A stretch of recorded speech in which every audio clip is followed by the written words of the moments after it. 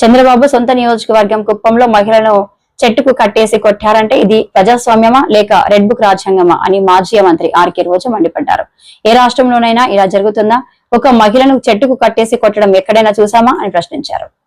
కుప్పంలో జరిగిన ఇన్సిడెంట్ చూస్తుంటే నిజంగా చాలా బాధాకరంగా ఉంది. సీఎం చంద్రబాబు నాయుడు గారి సొంత నియోజకవర్గంలోనే ఇలా జరుగుతుందంటే రాష్ట్రంలో మహిళలకి ఏమాత్రం భద్రత కల్పిస్తున్నారో ఒకసారి రాష్ట్ర ప్రజలు ఆలోచించగలరు. ఎందుకంటే చంద్రబాబు నాయుడు గారు అధికారంలోకి వచ్చిన తర్వాత ఇది ప్రజాస్వామ్యమా రెడ్ బుక్ రాజ్యాంగమా అనే అనుమానం కలిగే విధంగా ఈరోజు రాష్ట్రంలో ప్రతి రోజు కూడా మహిళల మీద బాలికల మీద దాడులు చేయటం, అత్యాచారాలు చేయటం, హత్యలు చేయటం, చెట్టుకు కట్టేసి కొట్టడం ఇవి ఏ రాష్ట్రంలో అయినా జరుగుతున్నాయా?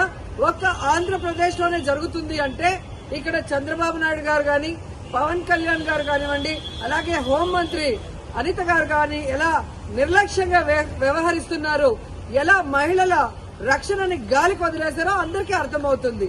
మాటలు మాత్రం ఇంత చెప్తారు. అధికారంలోకి వచ్చేప్పుడు ఏం చెప్పారండి? చంద్రబాబు నాయుడు అంటారు, ఎవరైనా ఆడపిల్లల జోలికి వస్తే అదే వాళ్ళకి చివరి రోజు అవుతుంది అన్నారు. మరి మీ సొంత నియోజకవర్గంలో భర్త అప్పు చేశాడని భార్యని చెట్టుకు కట్టేసి కొడుతుంటే మరి మీరు ఏం చర్యలు చేపట్టారు? ఎక్కడి నుంచి వీళ్ళకి ధైర్యం వచ్చిందని నేను అడుగుతున్నాను. మీ పార్టీకి సంబంధించిన తెలుగుదేశం పార్టీ నాయకుడు ఒకడు ఈ అమ్మాయిని కట్టేసి కొట్టడం నిజం కాదా? మరి అతనికి అక్కడి నుంచి ధైర్యం వచ్చింది? కొడుకు ముందర, చిన్న బిడ్డ ముందర అమ్మని కట్టేసి కొట్టారు అంటే ఈరోజు పోలీసులు చూసినా భయం లేదు. అలాగే చంద్రబాబు నాయుడిని, హోంమంత్రిని చూసినా మీ పార్టీ వాళ్ళకి భయం లేకుండా పోయింది. ఎందుకంటే లోకేష్ గారు చెప్పినట్టు ఎవరు ఎంత హింస చేస్తే, ఎవరు ఎంత దాడులు చేస్తే మీ గుడ్ లుక్స్ లో ఉండొచ్చు అన్న ఆలోచనతో రాష్ట్ర వ్యాప్తంగా అరాచక పాలన, అరాచకం సృష్టిస్తూ ముందుకు వెళ్తున్నారు. ఈరోజు సిగ్గుచేటు ఒక మహిళ హోంమంత్రిగా ఉండి కూడా ఈ రాష్ట్రంలో మహిళల పైన జరిగే దాడుల్ని అరికట్టలేకపోతున్నారు అంటే ఆవిడ నిర్లక్ష్యానికి నిదర్శనం కాదా? ఈ రోజు పరిటాల సునీత గారి నియోజకవర్గంలో 14 సంవత్సరాల అమ్మాయిని, చిన్న అమ్మాయిని 14 మంది తెలుగుదేశం పార్టీ నాయకులు రేప్ చేస్తే కనీసం ఏం చర్యలు చేస్తుందండి? కనీసం వెళ్లి పలకరించిందా?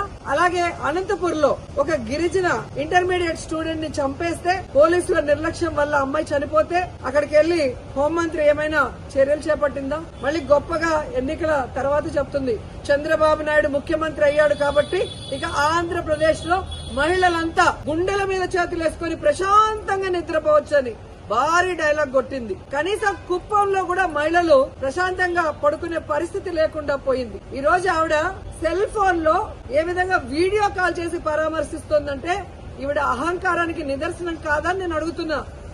హోంమంత్రి అంటే రాష్ట్రంలో మహిళలకి, ప్రజలకి రక్షణ కల్పించాల్సిన బాధ్యత ఉంది. అంతకన్నా ఏమో పని ఉన్నట్టు బిజీ అంటూ ఇంతవరకు ఒక ఇన్సిడెంట్ జరిగితే కూడా పోయి పరామర్శించదు. తప్పు చేసిన వాళ్ళని అరెస్ట్ చేయించాలన్న చిత్తశుద్ధి ఉండదు. సాక్షి ఈ విషయాన్ని వెలుగులో తెచ్చేంత వరకు ఇటు చంద్రబాబు నాయుడు గారికి గాని, అటు హోంమంత్రికి గాని విషయం తెలియలేదు, చర్యలు చేపట్టలేదు అంటే అంతకన్నా సిగ్గుచేటు ఏదైనా ఉందా? సీఎం గాని, డిప్యూటీ సీఎం, హోంమంత్రి టోటల్ ఫెయిల్యూర్ కాదా నేను అడుగుతున్నా. ఇంతవరకు సంవత్సరం అవుతుంది.